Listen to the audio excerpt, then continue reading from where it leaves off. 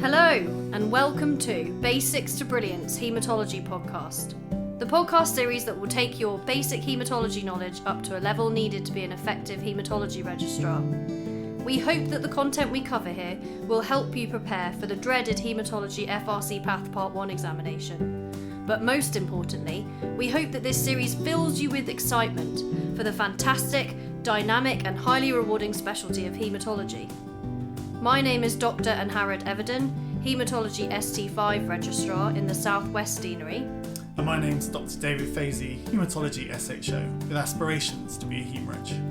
And let's get started on today's topic. From basics to brilliance. Hi David, it's nice to see you again. Yes, and you, Harry? So sound a bit more enthusiastic.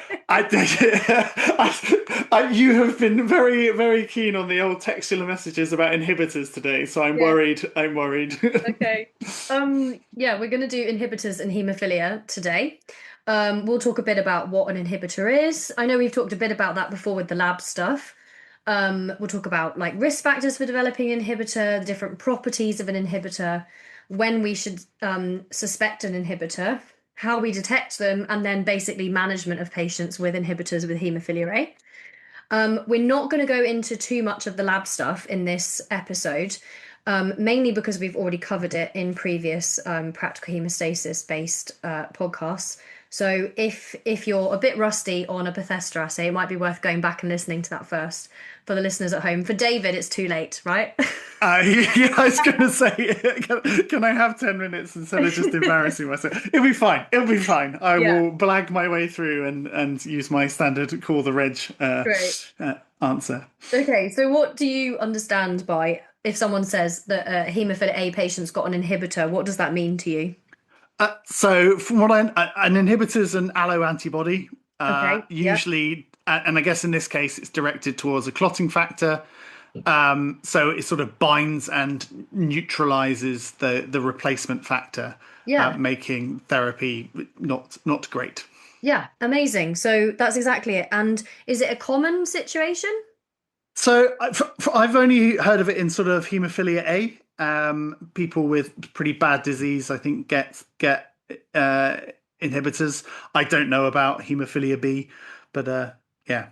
Yeah, it's about a third of patients with severe haemophilia A will develop an inhibitor at some point. Sometimes it can be low level and transient, but it's still a third. So it is actually relatively common. That's quite good going, isn't it? Yeah, so I've dedicated a whole podcast to it. And do you know when it's most likely to occur within that patient's journey?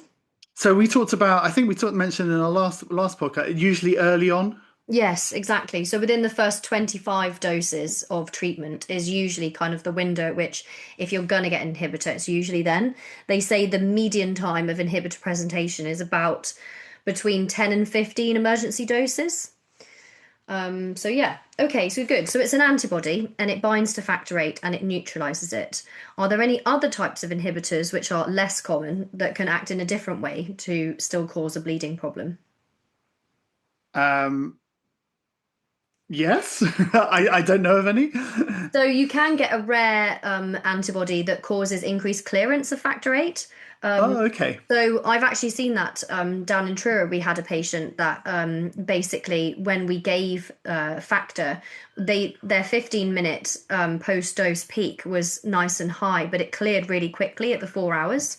And it was due to them having acquired an antibody, which was basically increasing its clearance. And so that's just to be aware of in the background, because that patient ended up needing IVIG to be able to treat that, rather than the management that we're going to go on to talk about. But the vast majority, as you say, are alloantibodies, so antibodies we develop against something that is not our own, against factor VIII, which neutralizes factor VIII and stops it from being able to work. Good. Okay, and what do you think might be the risk factors for developing an inhibitor? So, I mean, we mentioned it was mostly in severe cases. So is it something to do with the mutation for factor VIII itself? Yeah, very good. So mutation type is thought to carry 40% of the risk. So in particular, if you've got null mutations or a really large deletion, so that the patient's factor VIII really doesn't look anything like factor VIII, then obviously you've got more epitopes basically that you haven't seen before by giving normal recombinant factor VIII. So the bigger the mutation, essentially, the higher the risk. And that was shown by this study called the INSIGHT study, which basically estimated that the mutation that the patient had was carrying about 40% risk of developing an inhibitor. Good. Any other risk factors? Family history. Okay, yes, family history is true, actually. Yeah. I don't know if there are any sort of other genetic predispositions. I don't know. So if you're aged under 5 or if you're over the age of 60, you're at increased risk of developing an inhibitor. If you are African or Hispanic, that was also shown to be a risk factor. Being HIV negative, because obviously you have more of an immune system than if you're HIV positive, so that's kind of obvious. That's not a particularly big silver lining there, if I'm No, honest. no, it's true. And also, if you have large recombinant factor VIII doses, so like if you have a big dose of factor VIII recurrently for a big bleed or something early on in your treatment with haemophilia A, then Yeah. that is also a risk factor, which goes hand in hand with this idea of early exposures, which we've already talked about. So usually it occurs between 10 and 15 emergency doses. And then the other thing is, which is a big one to think about, is if you give factor VIII alongside an inflammatory stimulus. So someone that comes in with, inflamed bowel needing surgery, emergency surgery, giving them big emergency doses of recombinant factor VIII in that big inflammatory stimulus, the immune system's already revved up, is how I think of it. And so you're at increased risk of developing an inhibitor then as well. Makes So it's sense. something to always have in the back of your mind, and we'll come to that later about how you can prevent an inhibitor from forming. But yeah, big inflammatory stimulus, you must think, oh, okay, there is a risk of an inhibitor forming here. Good. Okay, so those are the risk factors. And if I were to ask you about how you might categorize an inhibitor in haemophilia A, are there different ways that you could divide an inhibitor? I guess how much inhibition is.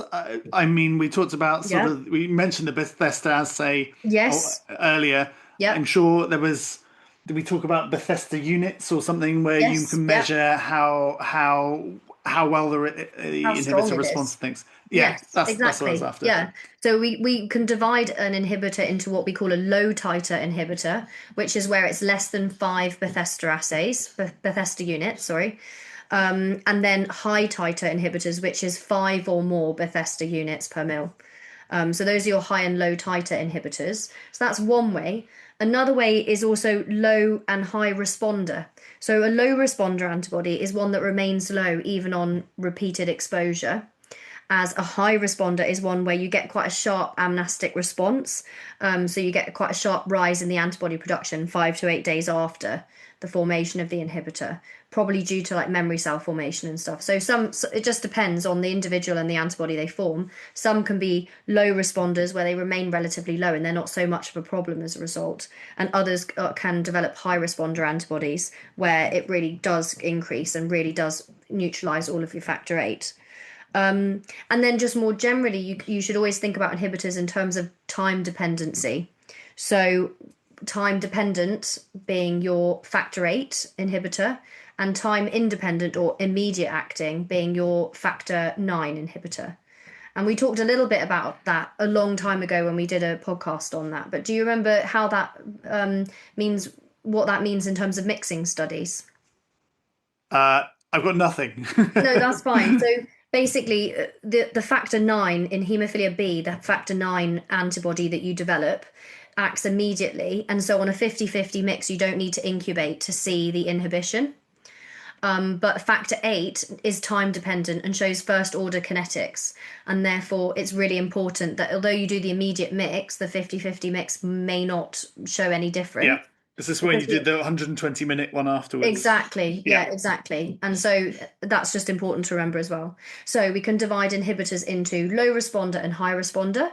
We can divide them into time dependent or immediate acting, and we can divide them into low titer and high titer. And the one that you've said, the low versus high titer, is probably the most relevant and the one that's most often used.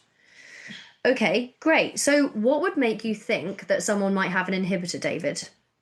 So I suppose in a clinical setting, someone who I know has haemophilia A, for Mm-hmm. instance, who normally would respond well to Mm-hmm. recombinant factor, Yeah. is now not responding as well as they used to. Exactly, exactly. Either through ongoing bleeding despite having given them an adequate dose, or through their factor VIII level being measured as just not that high post dose. Yeah, excellent. Any other things in a clinical history? I guess if they're on prophylaxis and it stops working, Yeah, so or they have a breakthrough bleeding. or a poor recovery, so it didn't last as long, or they're coming back more often. Yeah, That yeah.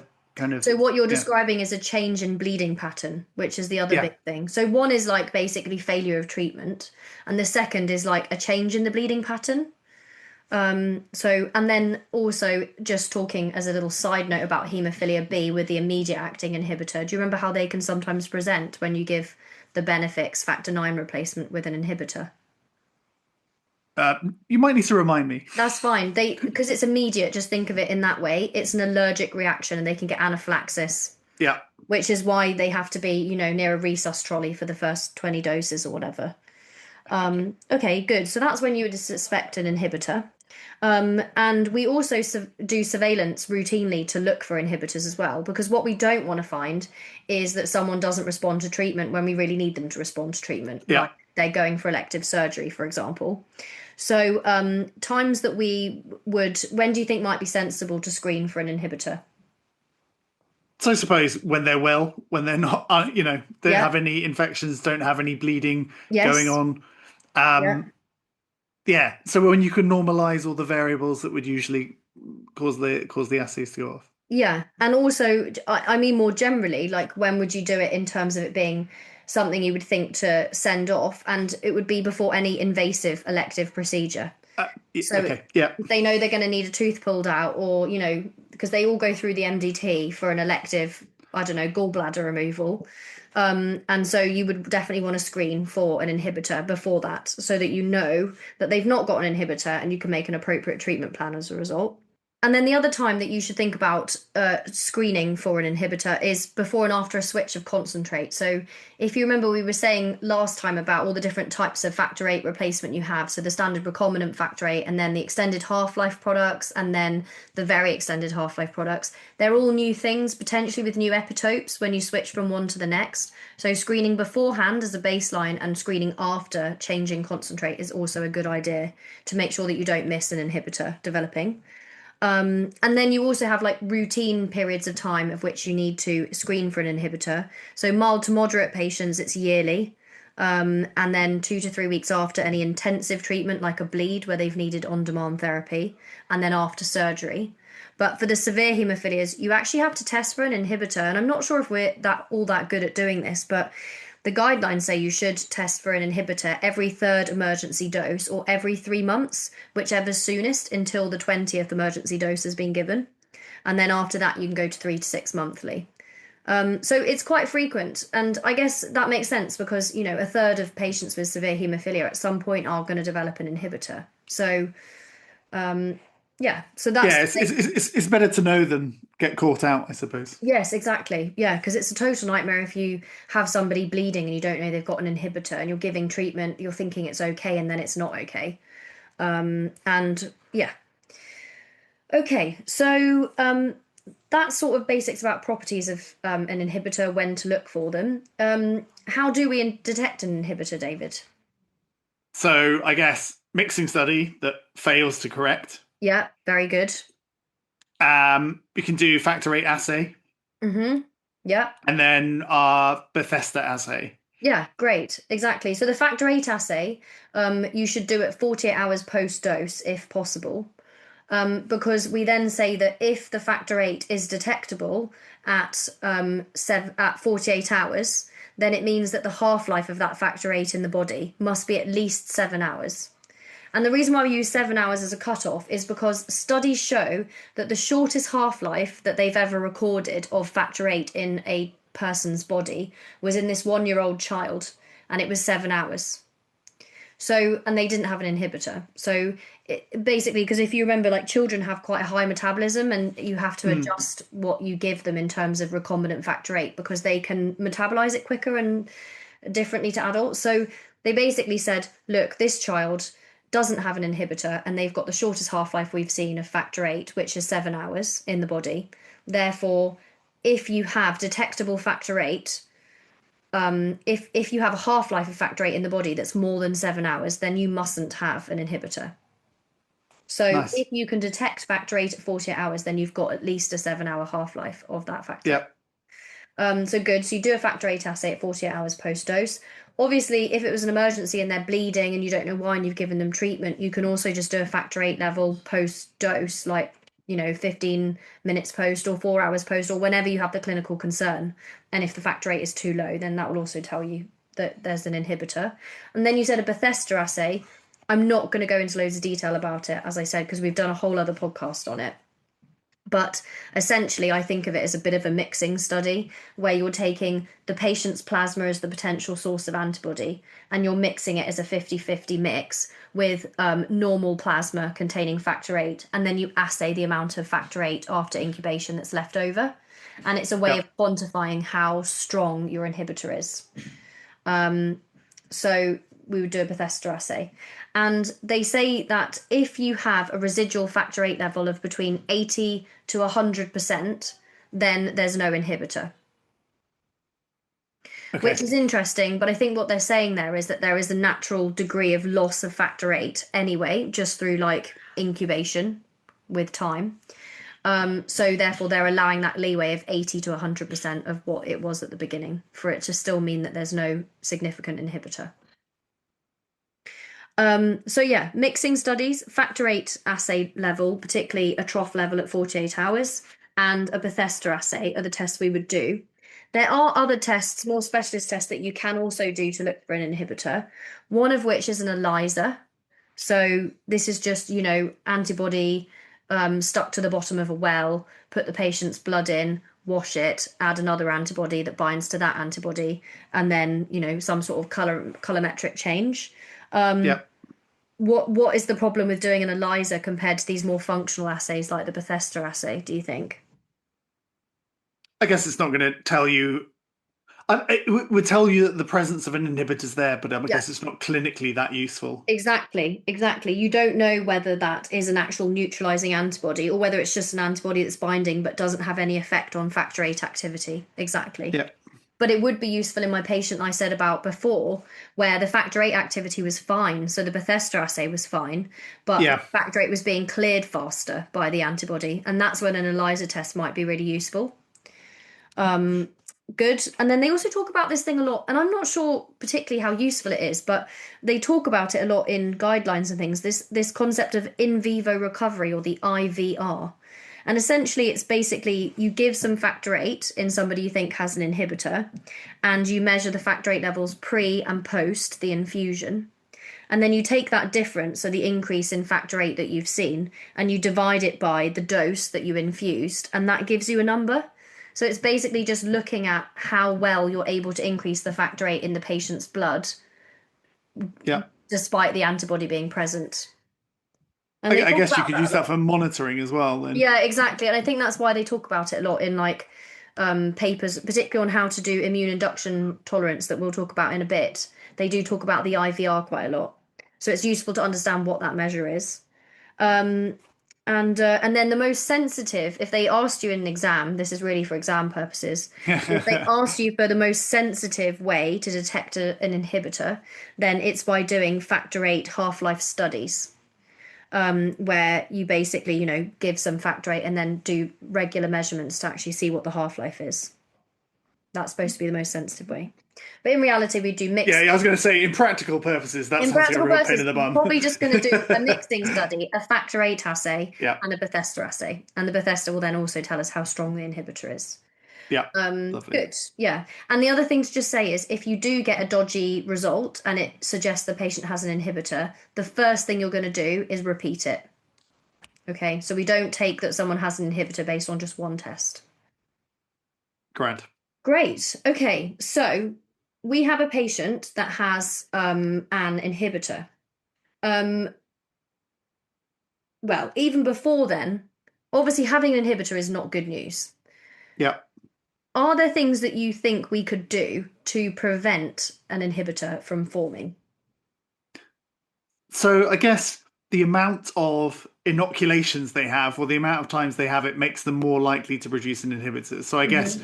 avoidance avoidance is better than trying to fix it afterwards. Absolutely. Uh, we talked about DDAVP in our last Very episode. good. Yeah. Interestingly, I prescribed it for the first time this last week. Oh, did you? That's Yeah, exciting. someone going for a renal biopsy. So with the Oh, end very stage renal nice. failure, I so it don't was know why dumping. there's actually not much evidence why the renal physicians do that, but they do it. But yeah. They said it, and like my ears pricked up, and I was like, Yeah.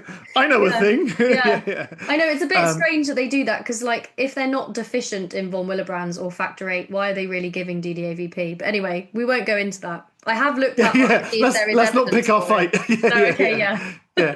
yeah. So sorry. So DDAVP would be Mm. an alternative option, I guess, reducing the reliance on giving factor, which is every time gives you the potential to make antibodies. Yeah. And yeah, I'm running out of ideas. No, that's really good. That's a really key point. So prevention is better than cure when it comes to inhibitors. We must do everything we can to prevent a patient from forming an inhibitor. And sometimes when you've got your mild to moderate haemophilia patient in front of you and they're bleeding, the easy thing almost feels like just giving them recombinant factor VIII. You've got a level, you know what you aim to, you just calculate the dose, you just give it to them. There's no kind of like uncertainty in your head as to whether they will respond. As with Yeah, DDAVP, it's not quite the same. You're not giving a fixed dose. It's not quite so reassuring as a yeah, hematologist that you know it's going to go up by a factor amount, like 2 to 4 times the baseline, but you don't really know where within that. If you haven't done a DDAVP study beforehand, you don't really know exactly how well it's going to work. But you must try and let that go and do the right thing. And in a patient where there are not other contraindications to using DDAVP, so they're not really old or really young, or they've got ischemic heart disease or whatever, then you should really try and give DDAVP because, as you say, you want to limit the number of exposures to factor VIII. And I know that the mild to moderate patients are actually at lower risk of developing an inhibitor, but the consequences of developing an inhibitor in a mild haemophilia A mm, patient is massive because you could start with mild haemophilia A where you don't really have much bleeding at all. You just need a bit of help around surgery. And then instead of giving them DDAVP before their operation, let's say we give them recombinant factor VIII, and then they develop an inhibitor, and obviously that antibody is not just going to bind to recombinant factor VIII, it's going to bind to their normal pre-existing factor VIII. So you've suddenly given them a severe haemophilia A phenotype, and they're now bleeding into joints and having spontaneous bleeding. It's a total disaster. So you must keep that in the back of your head. So I'm really pleased that you brought that one up, David. So mild to moderate patients, you should really try and use DDAVP wherever possible. And what about the severe patients? Well, what we can do for them to try and prevent an inhibitor is get them on prophylaxis wherever possible. Because using regular prophylaxis to prevent bleeding is another way of reducing your risk of developing an inhibitor because you're avoiding those large emergency doses that you need to give when they present with bleeding. Okay. So for mild to moderate, use DDAVP, and for severe, use a regular prophylaxis. Make sense? lovely. Yeah. Okay, fab. So then, unfortunately, that hasn't happened, and for whatever reason, and also just to say, there's often nothing we can do to prevent patients forming inhibitors. But this patient's got an inhibitor, and they've come in bleeding. What sort of things do you think we might be able to employ to stop this patient from bleeding? So bypass agents. Yes. What do you mean by a bypass agent? Something that effectively skips the factor VIII part of the clotting cascade and jumps either directly to activating activated thrombin or uses an alternative pathway to get there. Does that Yeah, sound? kind of. Essentially, you're right. It's the first bit was right. The second bit was less right. But basically, That's in a the nice story way. of my life. Sorry. I'm sorry, David. No, No, no, no, no, you're no. right though. But by It's yeah, better. It's better that you correct me. I think I kind of get it in my head better that way. yeah. Bypassing agents are basically something that bypass the intrinsic pathway. So they say, okay, we haven't got an intrinsic pathway because we haven't got factor VIII.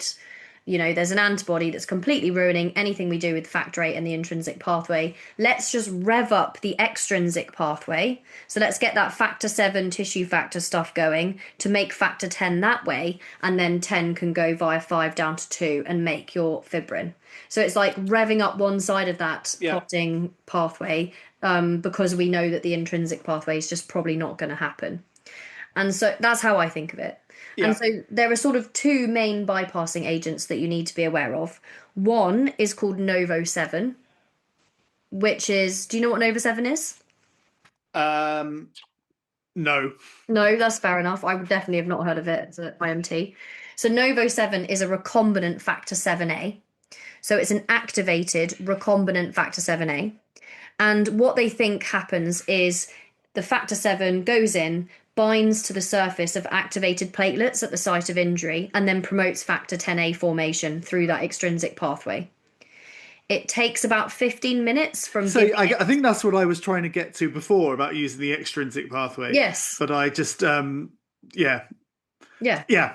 That's fine. Either you jump a step or use a different pathway. Exactly. But I had no idea there was a thing called Novo-7. So no. So exactly. So that goes by working via the extrinsic pathway, and its peak of action is at 15 minutes post giving it.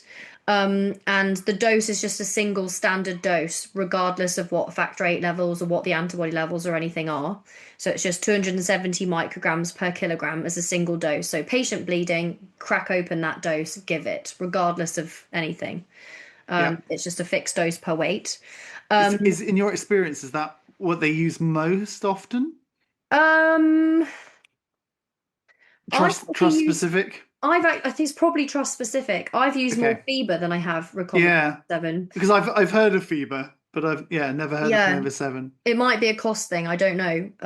That's a good question.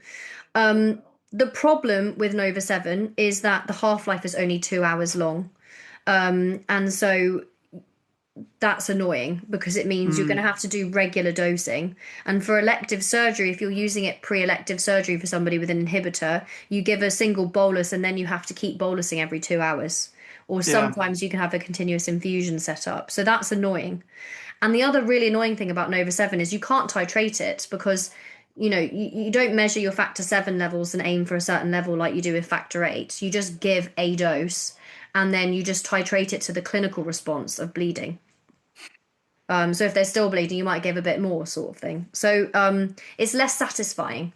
Your inner nerd doesn't feel like it's getting some numbers back. Yeah, exactly. Well, also because you don't want to overshoot either, because that increases the risk of getting thrombosis. So it is useful to be able to titrate it. And the advantage of Novo-7 is that it's recombinant, and hence you might hear about Novo-7 from Jehovah's Witness patients, because they seem to think Novo-7 is helpful in all situations of bleeding, even when there's really no need to increase the level of factor VII. But it's recombinant, so it's not human derived at all. Yeah. And it means there's reduced risk of infections as well.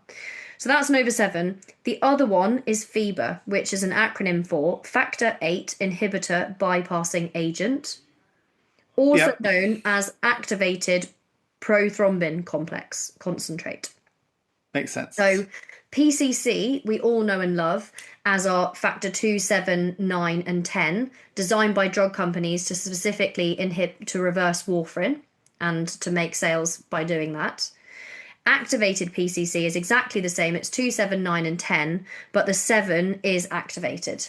Okay, so like the Novo-7 is activated, this one is activated. So you're giving 4 clotting factors in this one, okay? Yeah. So that's more procoagulant, which means that there is a risk of inducing thrombosis, possibly more, although I don't think there's been head-to-head trials between Novo-7 and FVIII.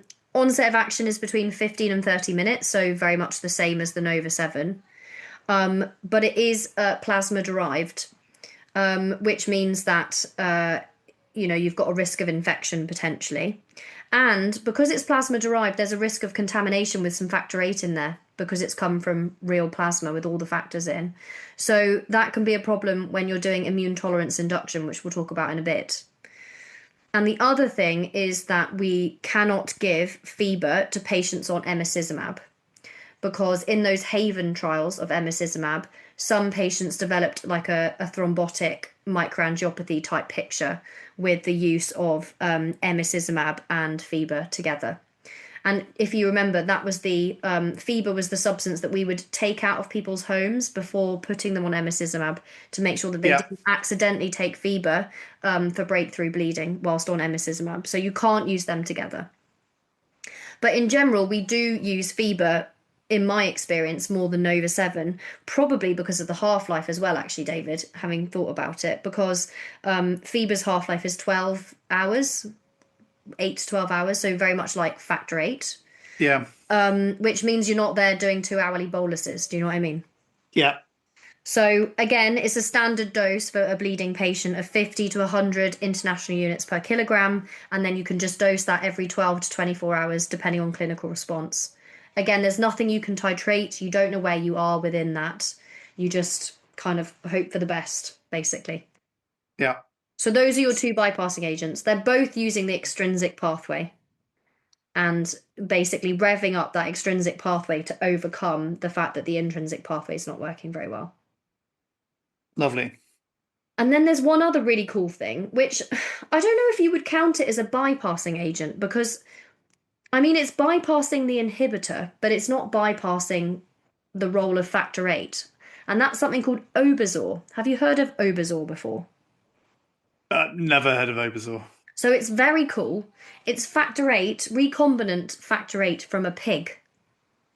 Okay. So it's porcine factor VIII. And what it's working on, the basis of here, is that some people's inhibitor antibody may only bind human factor VIII.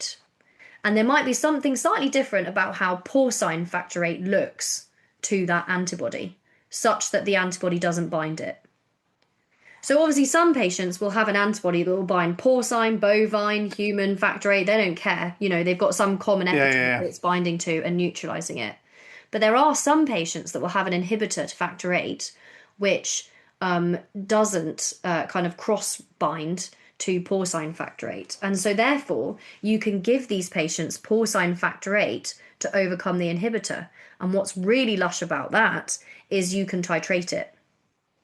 Because you can measure the levels of factor VIII, porcine factor VIII in the patient's body after giving obizor, and you can titrate the levels and do it just like recombinant factor VIII. And then we're back on like really nice, safe, familiar ground. Do you know what I mean? I can put this in a graph. Exactly. So the key thing about this is that you need to know whether the patient's antibody does cross-react against porcine factor VIII or not. So what you do is basically a porcine Bethesda. So instead of, when you mix the patient's plasma with normal plasma, instead you're mixing the patient's plasma with porcine factor VIII. And then you're seeing how much porcine factor VIII activity results from mixing and incubating. And if there's still good levels of porcine factor VIII at the end, then you know you can use obizor. Yeah, that sounds a much better plan than my head was that, just give it to them and see what happens. So, much more scientific. Yeah, I think it's also quite expensive. So I don't think you're allowed to just like give it to them and see what happens. I think you have to know that they don't cross-react with it first. Yeah. But yeah, so I thought that's really interesting. That also peaks at 30 minutes, so a bit like factor VIII. It's not dosed in the same way as factor VIII, so don't get caught out with that. How is it dosed? Do I even have that in my notes? An initial dose of 200 international units per kilogram, and then you check the levels and then dose accordingly after that. So it is different. Yeah, doubled. Yeah, it would be a really good one to use in a patient that has a known history of cardiovascular disease, because you could titrate it and it would make you worry less about causing thrombosis. From a practical point of view, have you ever done, do you know people on this who have had porcine Bethesdas to test them? Yes, but it's not a prophylaxis. It's just been an on-demand thing. Okay. So far we've talked about the bleeding patient with an inhibitor, which leads us nicely on to prophylaxis in patients with an inhibitor. Do you know if there are any products that we can use for prophylaxis of patients with an inhibitor? You've mentioned your favorite drug, the emicizumab. Yes. Yeah.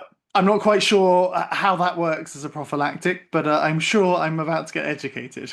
Well, emicizumab is our bispecific antibody that Yeah, cross-links factor 9 and factor 10. So it yeah, doesn't matter if there's an antibody to factor 8, it's going to make no difference. okay, So that's why emicizumab was such a breakthrough at the time, because yeah, not only was it subcut and given every 2 weeks, but it was a treatment for patients as prophylaxis when they have an inhibitor, which is a big deal because before that, all we had was like fever, which is very procoagulant and plasma derived, or Nova 7, which is every 2 hours. So like yeah. options were really limited. So that's probably the best option for prophylaxis for patients with an inhibitor. For patients undergoing immune tolerance induction, which I keep alluding to, and we are going to talk about next, those patients we would normally give, well, actually, nowadays we give emicizumab again as prophylaxis whilst they're undergoing immune tolerance induction. But prior to that, we would give Nova 7 over fever because of the thing I was saying about how fever contains a bit of factor 8 sometimes because it's plasma derived. But we'll come on to that in a minute. And yeah, with prophylaxis, the key thing with whatever you use in prophylaxis of patients with an inhibitor is that if you do get breakthrough bleeding on prophylaxis, you probably just need to increase the frequency of dosing of whatever you've chosen to give them rather than increasing the dose. Because if you increase the dose of emicizumab or Nova 7 or fever, you're probably just going to cause clots, as probably the issue is that you're dropping down too much. And so it's the frequency of dosing that needs to increase over the actual dose. So they're out of their therapeutic window kind of thing. Yeah. Exactly. Yeah, yeah. Okay, any questions about all of that? I'm aware I've done a lot of talking. So. No, it kind of makes sense, the emicizumab thing. I completely forgot that it was a bispecific. So suddenly Mm, I'm like, ah, yes, it's just yeah, jumping that part of the cascade, isn't it? yeah, Which makes exactly. sense for it prophylactically because unless you have a stimulus from outside, it's not going to activate the clotting cascade. Exactly. So it should be pretty safe to give. Yeah, yeah. And you can still assay an inhibitor just to get a bit labby again for our. I know we've got quite a lot of clinical biomedical scientists listening to our podcast. So for Yeah, them thank in you for particular, saving us. exactly. But particularly for them, if you've got a patient on emicizumab with an inhibitor, you can still measure their inhibitor by using, instead of a normal APTT based assay of factor 8, you can use a bovine chromogenic assay, if you remember. And that's how we measure factor 8 in patients on emicizumab, because we know that emicizumab can cross link factor 9 and factor 10 together when it's human, but it can't cross link bovine factor 10 with factor 9. And so it allows you to then stop it from short circuiting it and allow you to assay the amount of factor 8 underneath the emicizumab, if that makes sense. Yep. So we've used all the animals today. We've got porcine replacement and we've got bovine assays as well. So the pigs and the cows. It's like old McDonald's Yep. farm. Yeah, no rabbit brains yet, so we're No, okay. yeah, or tortoiseshell cats. Right, okay. So then the last thing to really talk about is immune tolerance induction. Do you know what this is or what it might be? So I guess, I'm taking the words tolerance, and I guess the idea is you just absolutely you give them a lot of doses and get the Yeah. body used to seeing it. Exactly, exactly. It's basically re-educating the immune system to say, actually, I know you've just seen this recombinant factor 8 and it looks really foreign because you don't make any factor 8, but actually, this is going to be sticking around, so you might as well stop reacting to it and calm down and get rid of your memory cells and stop making antibody to Hmm. factor 8. And that's basically, and I think they now do it in like loads of allergies as well, don't they? Like peanut allergies and stuff, you can go and Yeah. get like desensitized. And I guess it's a similar thing. So I thought though that immune tolerance induction had sort of died a death since emicizumab came out because I was like, well, what's the need of getting rid of an inhibitor if we've got emicizumab now? However, the UKHCDO, which is like the Haemophilia Doctors Organisation, are very clear that even in the advent of emicizumab, they still feel that long-term factor 8 tolerance induction and maintenance of tolerance is an absolute key goal for patients with severe haemophilia A. Okay. Mm. they really don't want us to rely on needing emicizumab for these patients. And I guess the big problem with immune tolerance induction, as you say, is we're taking these patients and we're basically just exposing them to factor VIII to get them to become tolerized to it. And this takes a lot of time, David. Like, I it bet. takes usually 6 to 12 months to achieve tolerance, and you're Yeah. talking quite intensive therapy because we're going to need to be giving factor VIII. Do you remember how factor VIII is given? You can remind me? Intravenously. There's no Yeah. subcutaneous option. Yeah, yeah. So then we're talking about hospital visits. We're talking about a central venous access device being needing to be inserted.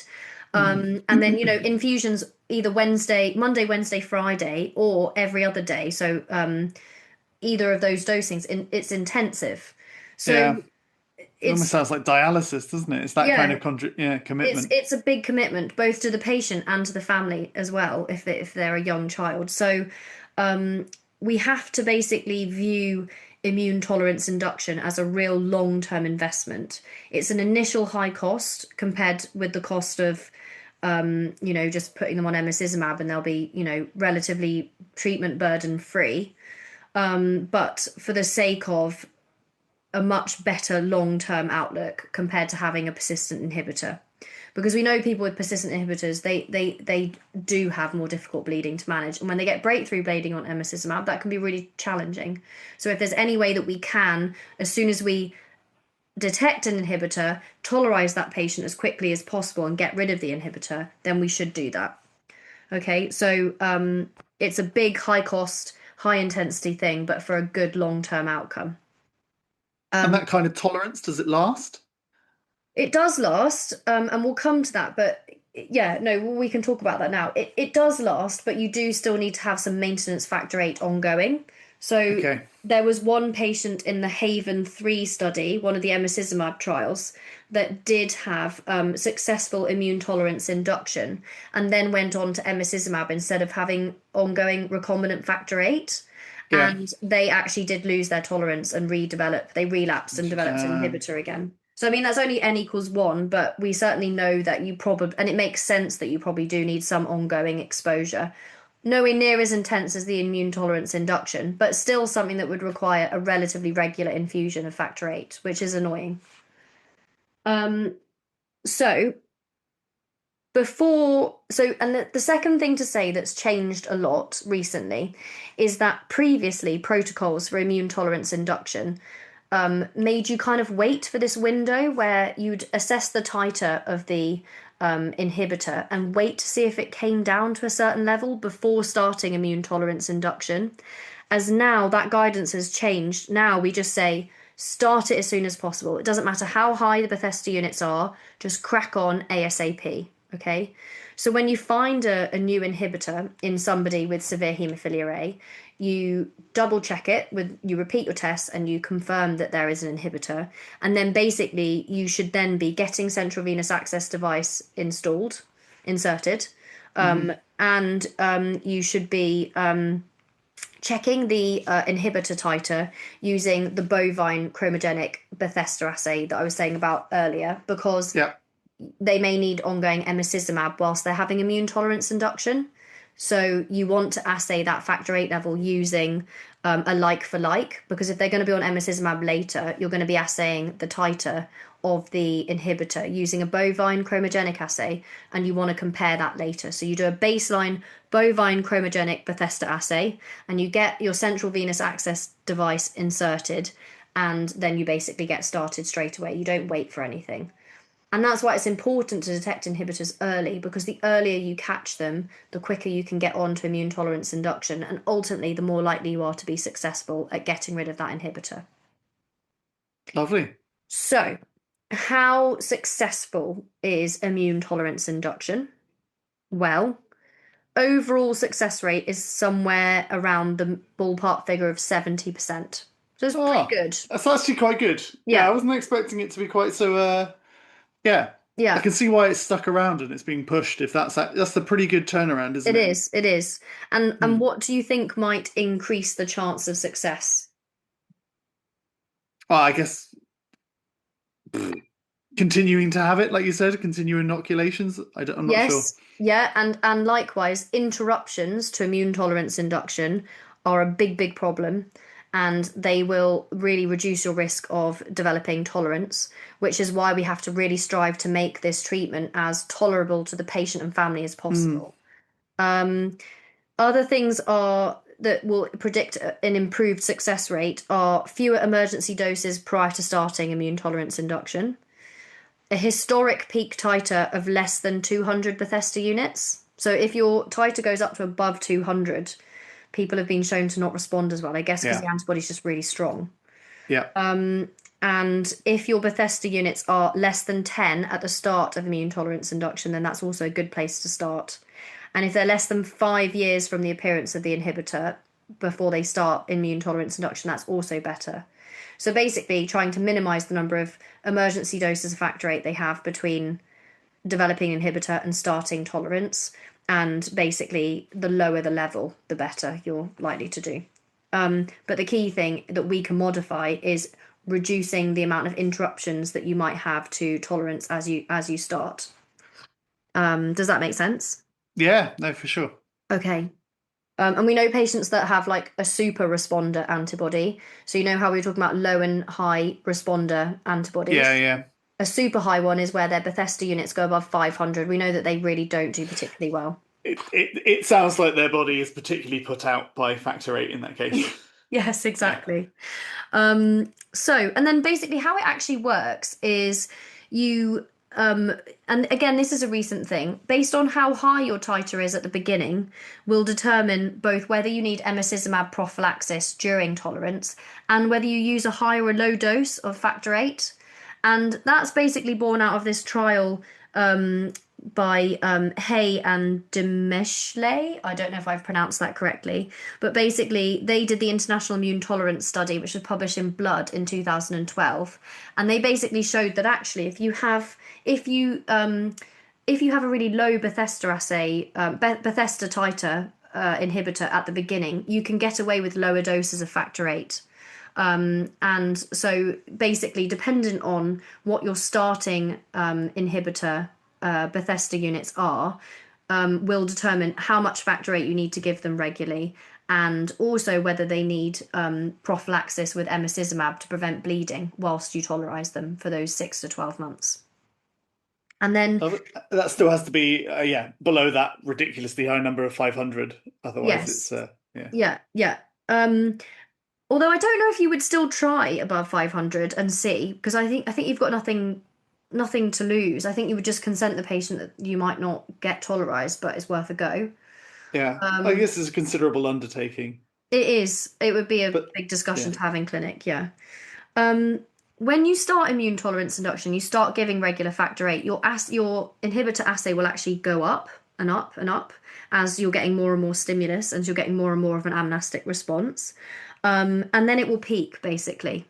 And once it peaks, you can stop monitoring the titer weekly and you can go down to monthly monitoring. And then basically you should watch it then just come down and down and down. And then there are various kind of criteria to assess response, which is usually done from 6 months onwards. And essentially, your success criteria are that your factor VIII half life is above 7 hours, that your Bethesda units are negative, and that there is a measurable trough level at 48 hours of your factor VIII when you're giving replacement. And so those are kind of your success criteria. Failure criteria are when you've escalated to the top dose of recombinant factor VIII therapy, so 200 international units per kilogram per day, and you've still got an uptrend in your titer or a fall of less than 20% in 6 months. In that situation, sometimes they'll add things like rituximab, steroids, IVIG, plasmapheresis, maybe even some chemo to try and get their immune system down. But usually, if there's no adequate response by 6 months, then you'll just stop. And that's then failed ITI. But yeah, it's a pretty cool thing to be able to do. But it does sound pretty intensive. I've never met anybody actually have ITI myself. I've just read about it. But it's an interesting thing to know about, even though it's probably going to be seen more in peds, but you can do it in adults as well. So it just depends. Is that usually something like led by one of the haemophilia centres as opposed to sort of us peripheral kind of units? Yeah, definitely. Okay. Yeah.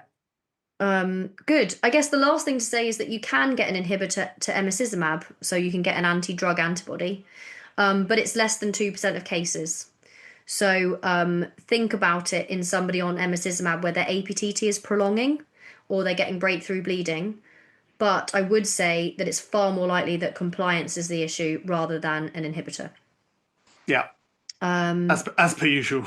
Exactly.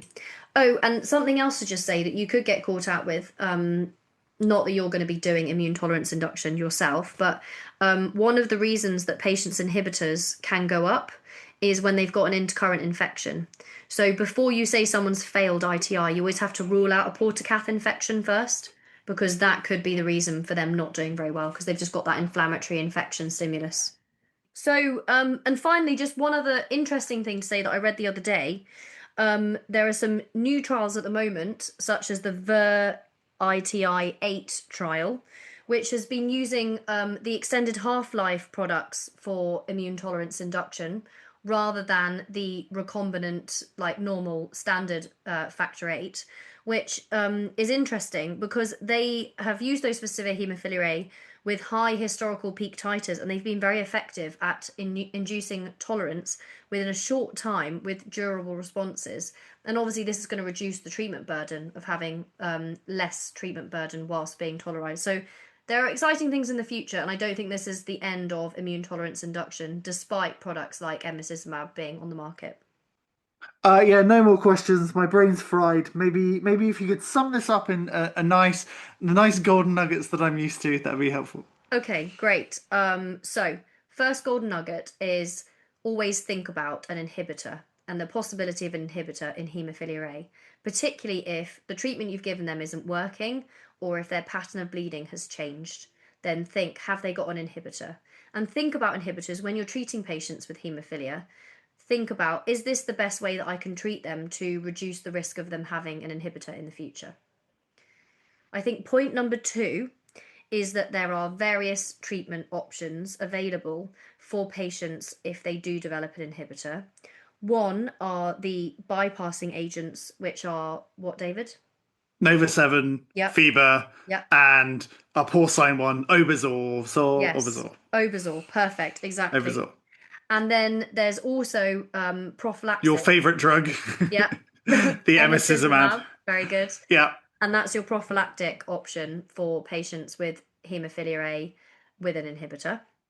And then probably the third golden nugget is that immune tolerance induction has not gone away. It still has an overall success rate of 70%. It's intensive, and it is intensive, although emicizumab has at least made the breakthrough bleeding easier to manage to prevent bleeding whilst undergoing immune tolerance induction. And it might be that it becomes less intensive with use of extended half-life products in the future, but it is important to try and give that patient the opportunity to get rid of their inhibitor long-term rather than just treat around the inhibitor, if that makes sense. Yeah, it does make sense. Great. All right, well, this was lovely to chat. So thanks again for your time. And next week, we're going to do all the sort of difficult clinical conundrums in haemophilia A, which I think will be really exciting. That sounds like ample opportunity for me to embarrass myself. I look forward to it. Okay. Lovely to see you, David. All right. Bye, Harry. Bye. Thanks again for listening to Basics to Brilliance Haematology podcast. If you enjoy our series, please don't forget to like, leave a review, and hit subscribe to never miss an episode. See you next time.